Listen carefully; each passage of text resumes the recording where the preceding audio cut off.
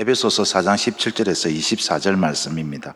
그러므로 내가 이것을 말하며 주 안에서 정언하노니 이제부터 너희는 이방인이 그 마음에 혐오한 것으로 행함같이 행하지 말라.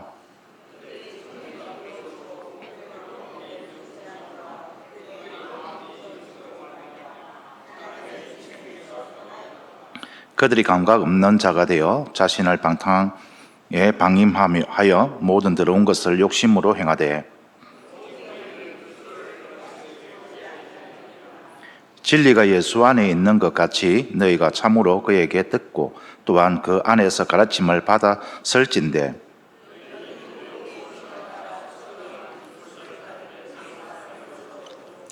오직 너희의 심령이 새롭게 되어 하나님을 따라 의와 진리의 거룩함으로 지으심을 받은 새 사람을 입어라. 아멘.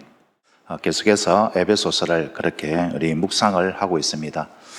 에베소서는 소위 교회론이다라고 그렇게 말을 하기도 합니다.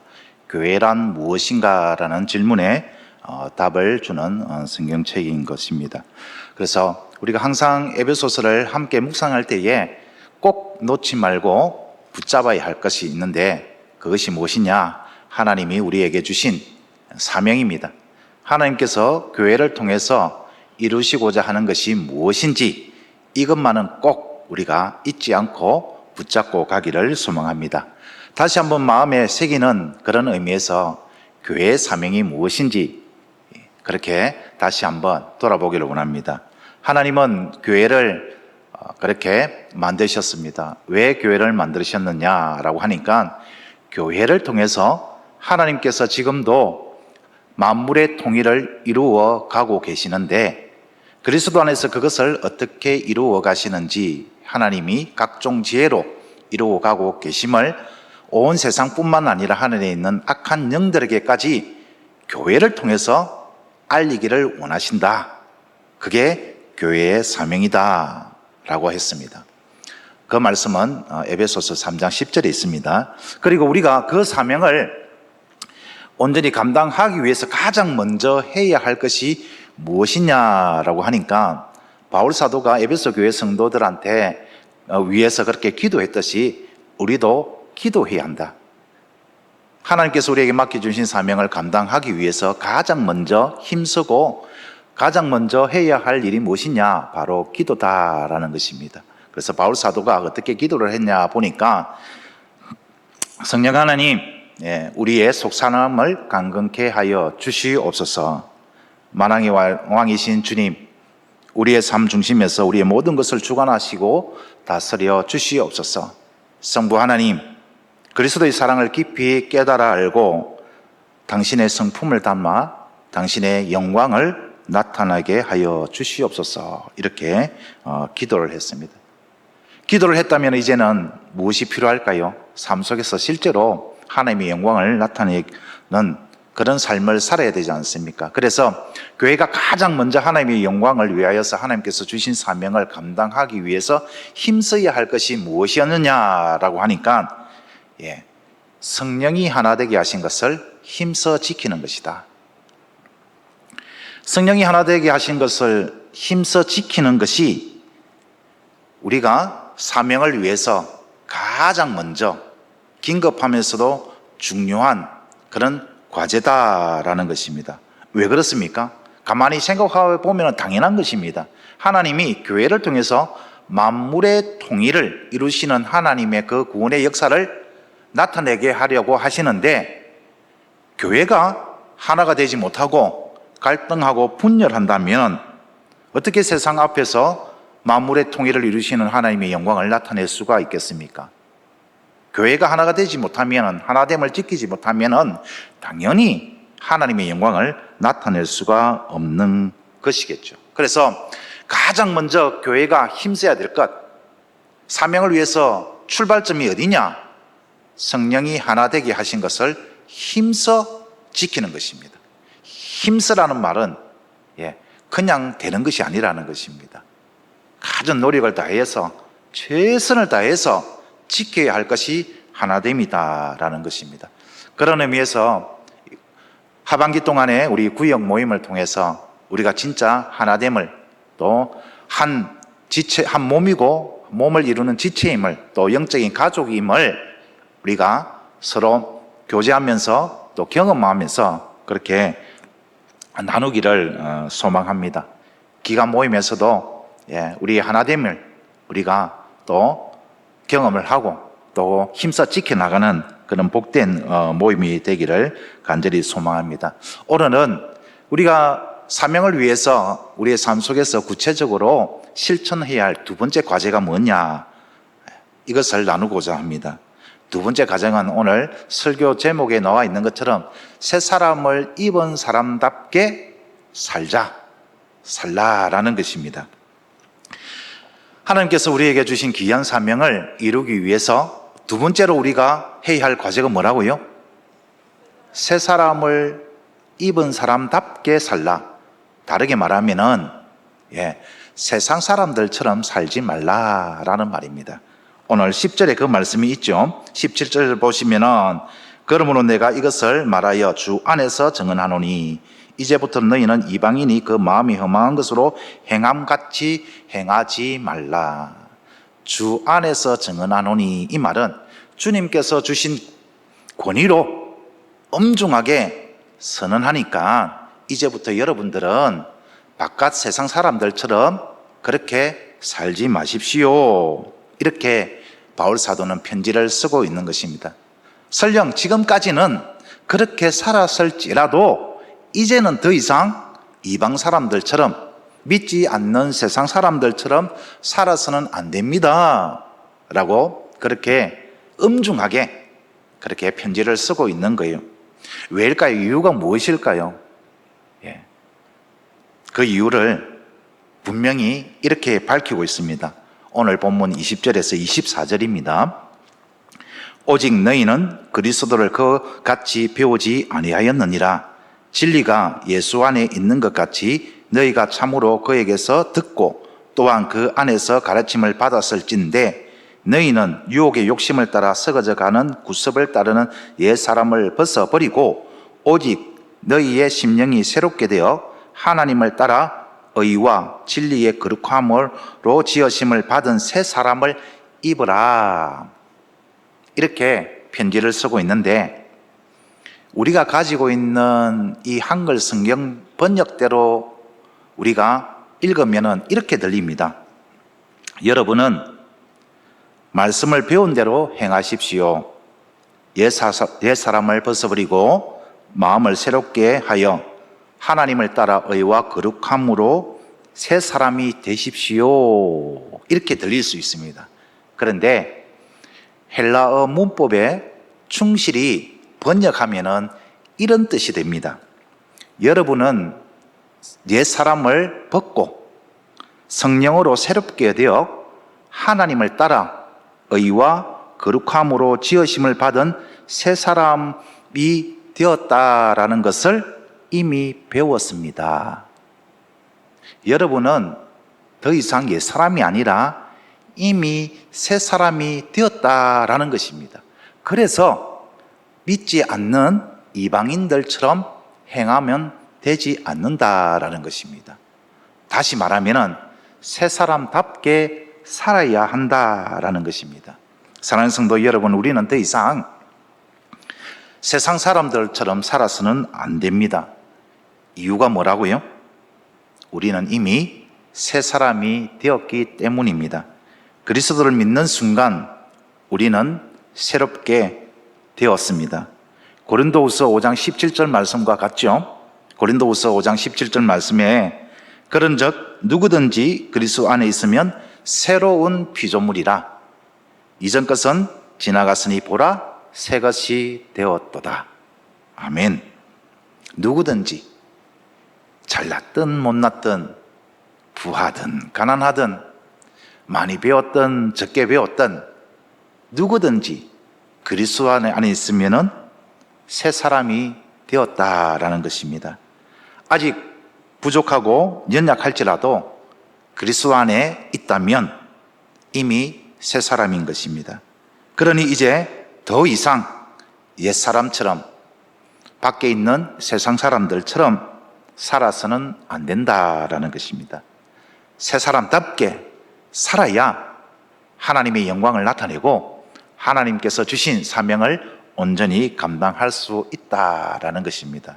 자, 그렇다면 어떻게 해야 새 사람답게 살 수 있을까요? 제일 먼저 바른 정체성을 가져야 합니다. 새 사람답게 살기 위해서 가장 먼저 필요한 것이 뭐냐? 바른 정체성입니다. 하나님 앞에서 나는 어떤 존재인가? 나는 누구인가? 바르게 아는 것, 바른 자기 인식이 필요합니다. 그래야 새 사람답게 살 수 있고 사명을 잘 감당할 수가 있는 것입니다. 왜곡된 정체성을 가진 사람은 결코 새 사람답게 살 수가 없습니다. 하나님 앞에서 내가 누구인지, 내가 어떤 존재인지 모르는 사람은 하나님이 주신 사명을 감당할 수 없습니다.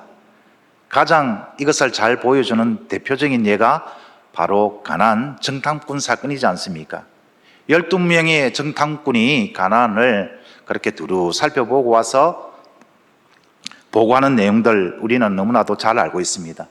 여호수아와 갈렙을 제외한 10명은 스스로를 메뚜기처럼 연약하게 여기며 두려움에 빠졌습니다. 그 결과 그들은 약속의 땅 가나안을 들어가지 못하고 광야에서 메뚜기처럼 허망하게 살다가 생을 마감하고 말았습니다.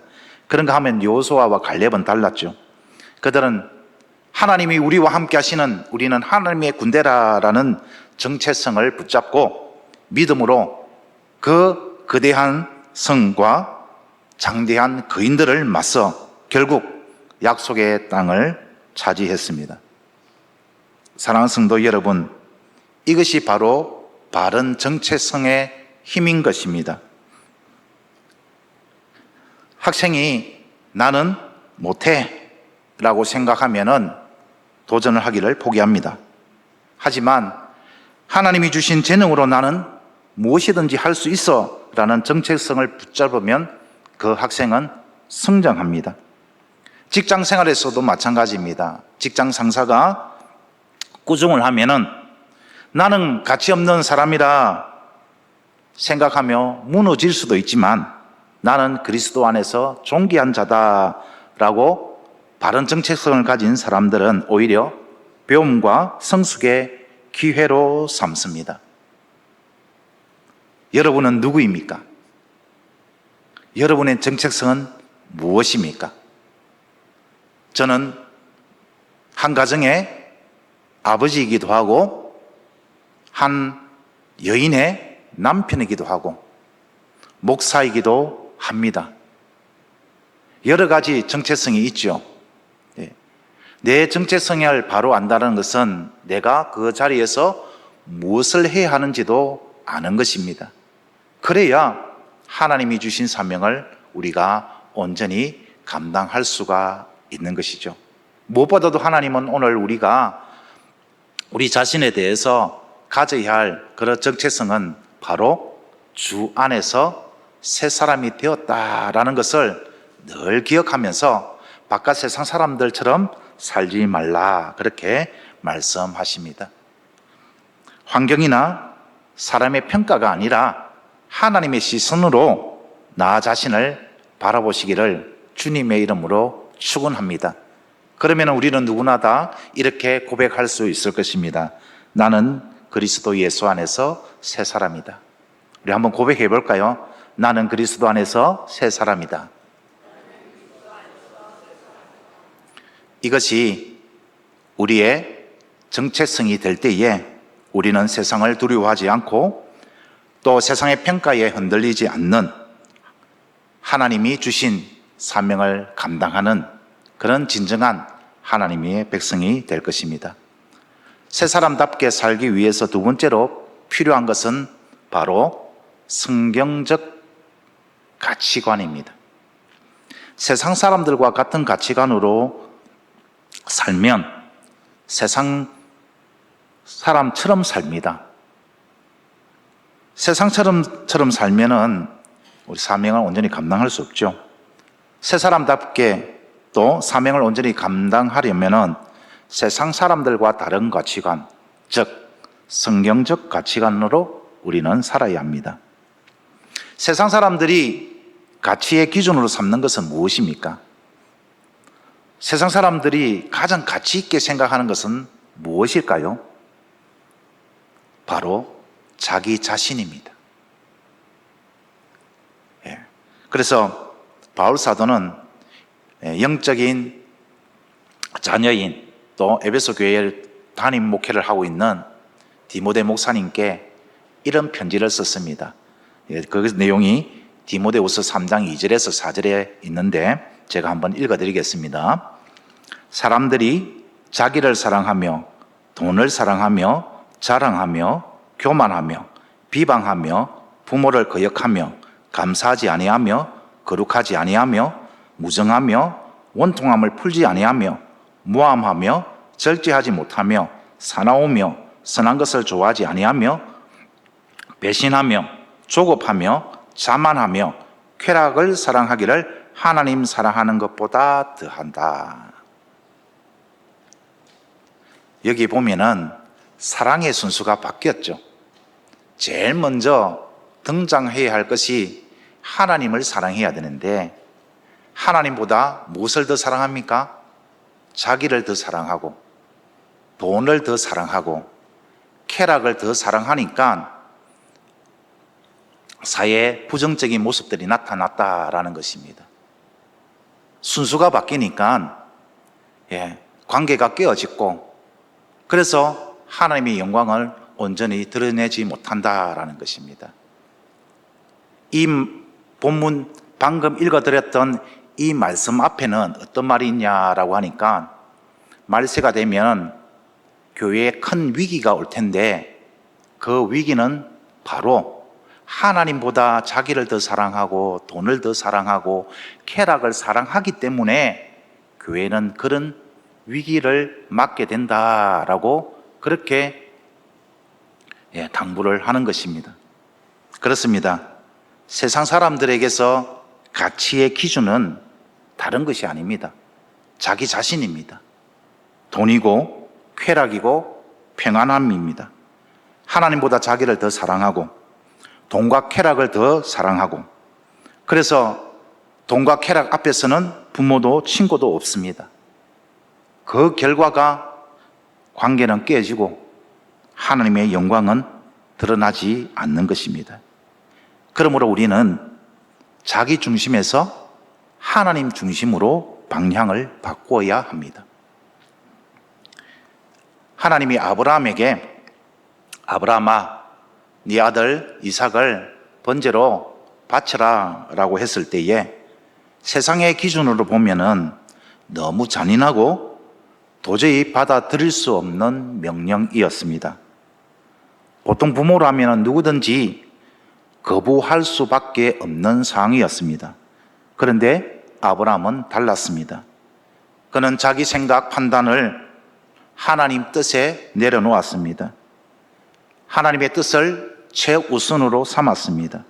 하나님께서 명령하셨으니 하나님의 뜻을 따라야지 그렇게 순종했습니다. 그 순종의 결과가 무엇입니까? 단순히 헌신을 넘어서 하나님의 나라와 모든 민족에게 복이 되는 역사가 이어졌습니다. 바울 사도는 얼마든지 안전하고 편안하게 살 수 있었습니다. 하지만 그는 그것을 포기하고 스스로 고난의 길을 선택했습니다. 이유가 무엇입니까? 자기의 평안보다 주님이 주신 사명을 더 가치 있게 여겼기 때문입니다.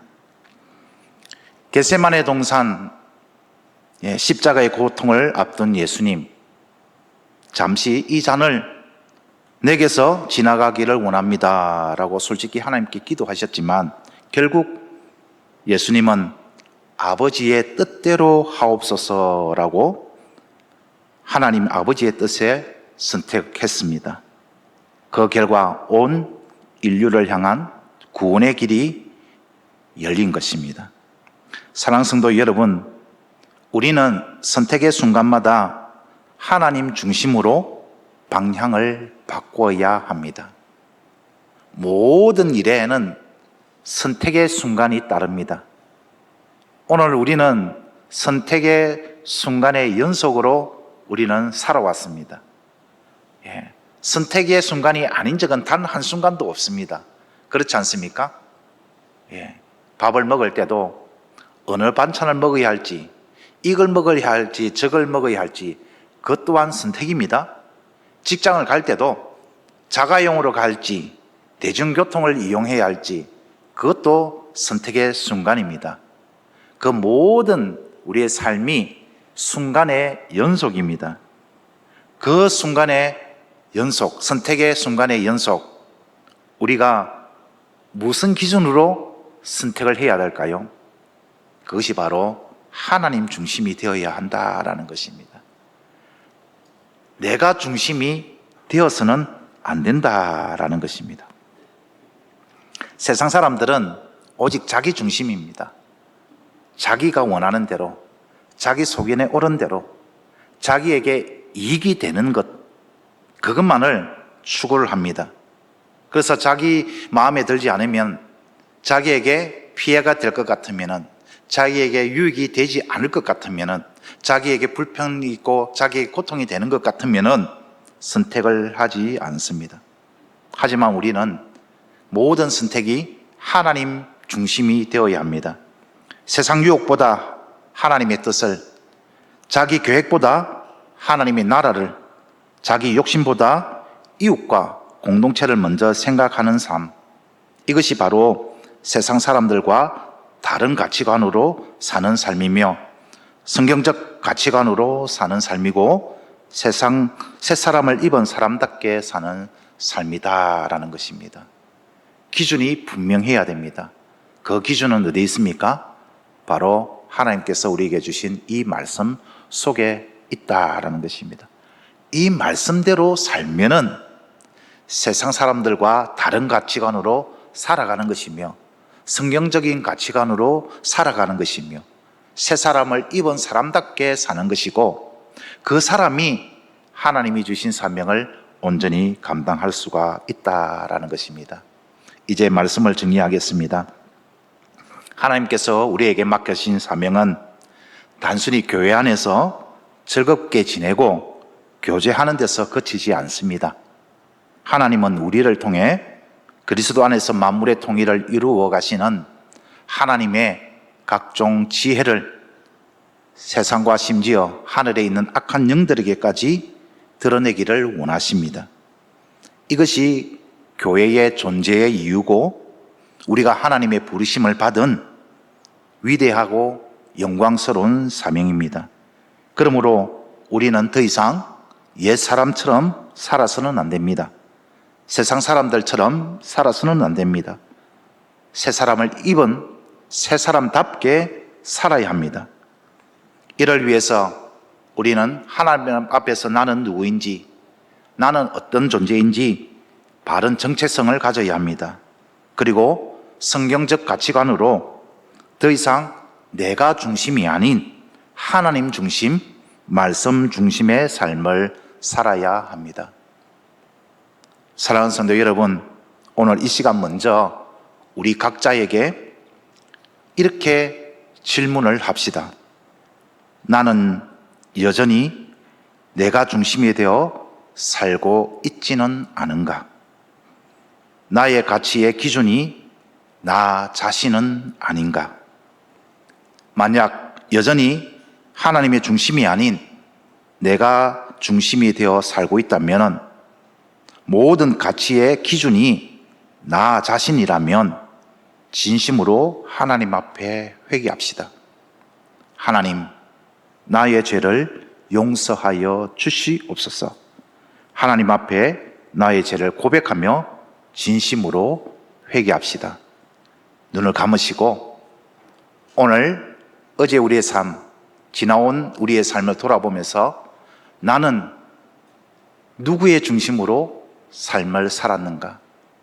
내가 선택하고 내가 결정한 그 모든 것이 나 중심이었는지 하나님의 중심이었는지 한번 돌아보며, 만약에 내가 중심에 선 적이 많았다면은 우리 하나님 앞에 회개합시다.